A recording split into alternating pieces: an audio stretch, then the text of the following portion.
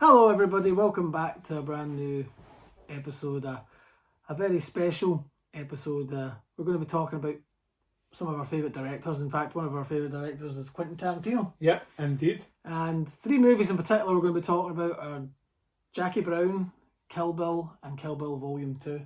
Why are we talking about these three movies? Well, we're going to do a special unboxing for the release of Lionsgate Limited Jackie Brown, Kill Bill and the Kill Bill Volume 2 steelbooks.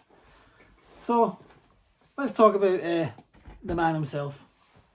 So did you see Kill Bill in the cinema, or did you first get it on DVD? When did you first see Kill Bill? I didn't see Kill Bill in the cinema. The first time I actually saw it was with you. Well, not with you, but I bought the Blu-ray box set, and you were standing right next to me as I bought the Blu-ray box set. We went to, was there a HMV in Largs at one point, or a music? It was a music shop. Yeah. I can't remember what it was. Or was it the Classic Rovers?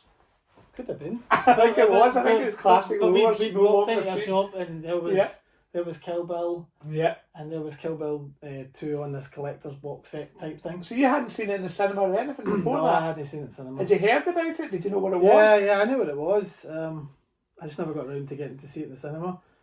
It was kind of like a lot of Christopher Nolan movies that I didn't get a chance to go and see in the cinema. I'm trying to think what age would we have been. When did Kill Bill come out? Does it tell us on this year? I will do, So I'm trying to think, on the top of my head, I think I was probably too young to see it in the cinema. Yeah, you would have been. I don't know if it says what year. But yeah, I would have been the same. I would have been too young, but I think we'd have both been very aware of Quentin Tarantino's work. But the cool thing about Kill Bill and Kill Bill 2 is it's his fourth film and his fifth film. Was it?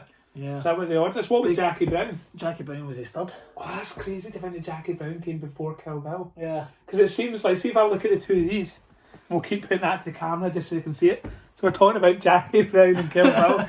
But if I look at the two of these, like, aesthetically, if you watch Jackie Brown and then you watch Kill Bill, it seems to me like there's 10 years between them. Yeah. Like, honestly, I would have thought, if I had to guess, I should have guessed before you told me, I'd have thought Jackie Brown was like his second movie and Kill Bill was about his sixth.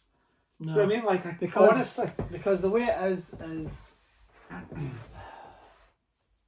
yeah, it's Reservoir Dogs. Yeah. Pulp Fiction. Yeah. Jackie Brown. Yeah. It's Kill Bill. It's Kill Bill There's Volume. nothing in between. Kill Bill Volume 2. Then it was Django. Yeah. Hateful Eight. Yeah. Hence the 8. Yeah.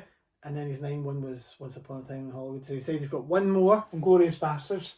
Oh, Inglourious Bastards, that's right. Ah. So Inglourious Bastards would have been his 6th. 7 would have been Django. Yeah. 8 would have been Hateful Eight. Yeah. And Once Upon a Time. 9 was Once Upon a Time. What's the favourite? I don't know. You know, I love Jackie. Since the first time I saw Jackie Brown. Oh, come on. It blew me away. See, this is what I like to talk about throughout this show, is the impact the film has on you. Right. Because to me, do you know why I didn't like Jackie Brown? Because I watched it quite young and I idolised Robert De Niro. Right? Like as a kid, Robert De Niro was like, I looked at Robert De Niro how he looked at Marlon Brando. Like he was just like an idol of masculinity of it. And then I just thought, the character he plays in Jackie Brown, I mean, now I look back at it at this age and I think it's fantastic. But as a child, I was just like, why has he played a character like that? Like, why has he stepped out of his... he should be the guy from Casino. Do you know what I mean? The guy who's switched on and in charge of everything. So, but, so it's the way I film it. We watch it again. But I would have to say Pulp Fiction's my favourite. But Jackie Brown is just such a... When you get to that scene towards the end, it's just like... I remember being like... Yeah. That whole... It blows away. The whole shopping centre bit and all that. Do you know, this could be controversial for our millions of viewers at home. My two favourites, right, and believe it or not, are probably Django and Once Upon a Time in Hollywood. Oh, yeah. Like, I just think that, honestly, I think it's his two best. I mean, I heard a lot of people saying that about Once Upon a Time in Hollywood. That there's the argument that is his best work. Yeah. Which is amazing because it's like, usually, the trajectory is that you're down here and you're starting out and you're learning your trade and then you get really, really good and then you got good and you're starting to pass out. You think, So for his most recent film, Yeah. you know, where it's at the end of, I don't know how long his career is, but you're talking probably 20 to 25 years at least between Reservoir Dogs and Once Upon a Time in Hollywood.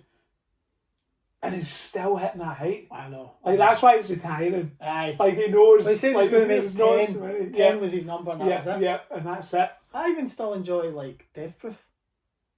I was going to say to you, what do you think about these? What's your favourite kind of B-side? I think Death Proof was as well. That, or one that hit me hard was Natural Born Killers. Oh, yeah. I love that. And do you know, you've just reminded me, do you know what, right, I'm going to ask you to guess this. What was the first Quentin Tarantino movie that I saw? Actual Quentin Tarantino movie? Well, just Quentin Tarantino involved movie. So it could, no, close. Is it like... This is the first one I ever saw and it freaked me out. I'll give you a clue, right? Let me give you a clue, you can guess at home. It's a film of two halves. So it starts off as something and then it just takes a U-turn halfway through and it becomes a completely different film. Oh, is it that Dusk Till Dawn? Dusk Till Dawn. That's the first Quentin Tarantino involved. Because I think he wrote it, didn't he? Yeah. He wrote it and starred in it, yeah. Yeah. And that was the first one I ever saw. I was only young and it absolutely shocked me. Well, breaking news this week, actually. Did you hear they're going to make a Once Upon a Time in Hollywood sequel? No way. For Netflix. Well, him involved? Or just no, he's not involved? He won't be that, he's 10 film. David Fincher's taking over. Ah, right. Oh, he's good. With Brad I could Pitt, accept that. I could accept that. Well, you looked up, it's for Netflix, I'm not quite sure. Then that's the future. That is the future. As much as we resist it and as much as we hate it, that is the future. Other news, Kill Bill related, as he thought about, you know, he's had all these ideas for film 10. Yeah. One of them was the Kill Bill 3. Oh, yeah. Have you heard about that? And he was going to follow the daughter. Yeah. So the bride's daughter. And he was going to, this is the amazing bit, was he was going to cast Uma Thurman's daughter. Was going to play the bride's daughter. Yes. Like, that's who obviously went on to Stranger Things and all that. That would have been brilliant. It would have been perfect. But then there's so many ideas. One that you would have loved and I would have hated because I'm reviewing it early on, folks, is our great divide. You like Star Trek and I don't. Yeah. And that was one of his other considerations was to make a Star Trek film. Which would have been, what would you have thought about that? With two of your worlds colliding like that, do you think it would have worked?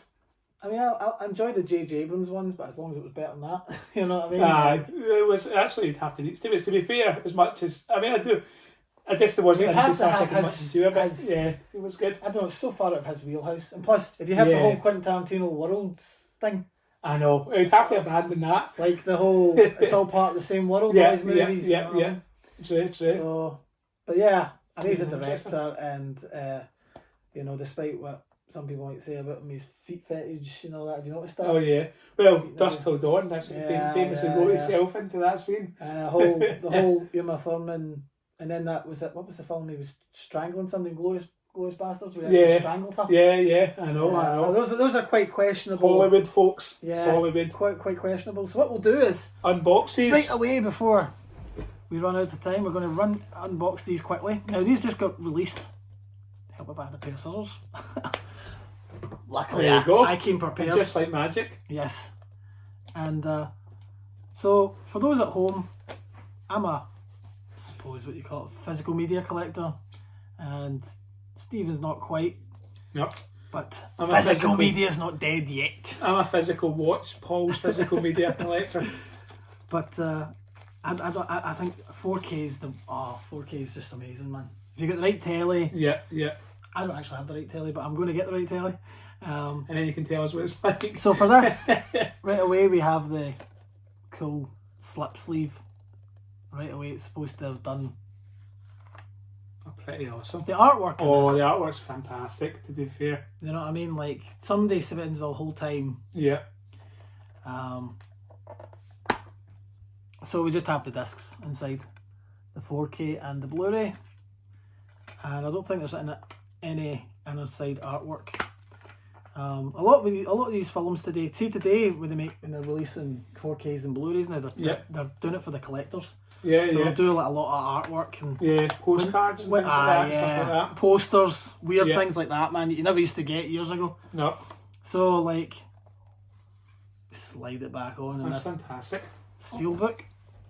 This is what you call a steelbook, Stephen. Yep.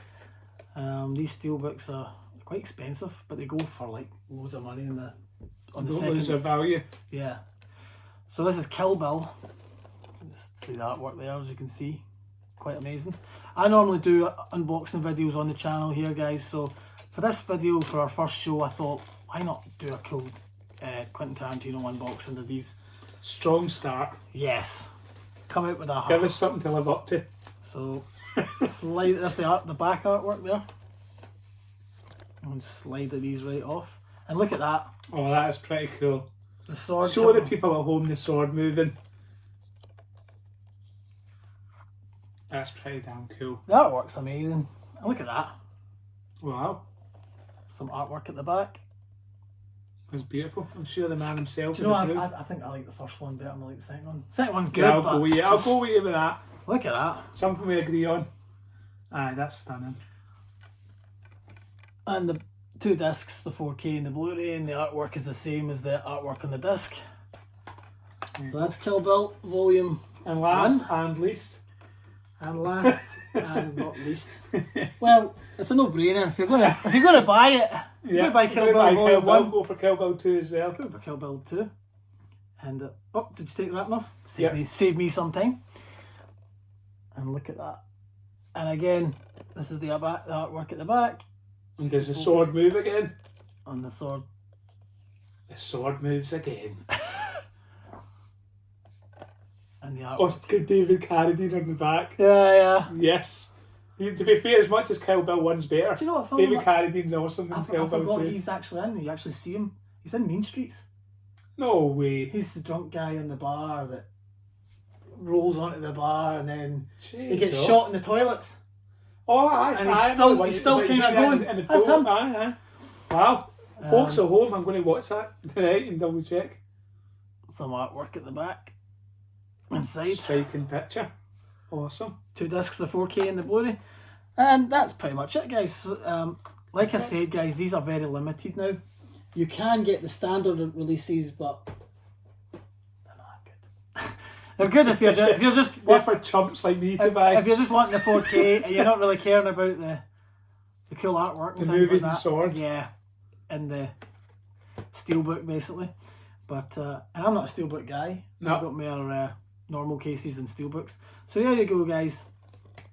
Jackie Brown on 4K just got released last week, and Kill Bill Volume 1 and Kill Bill Volume 2. So there we go, guys. Thank you very much for if you've joined us for our first show. We hope you enjoyed it. There'll be more shows coming, and we're going to do, I think, Scream next and Texas Chainsaw Massacre will be the next one we're going to talk about. So thank you very much, guys. Thank you. Till next time. Take care of yourselves. Bye bye.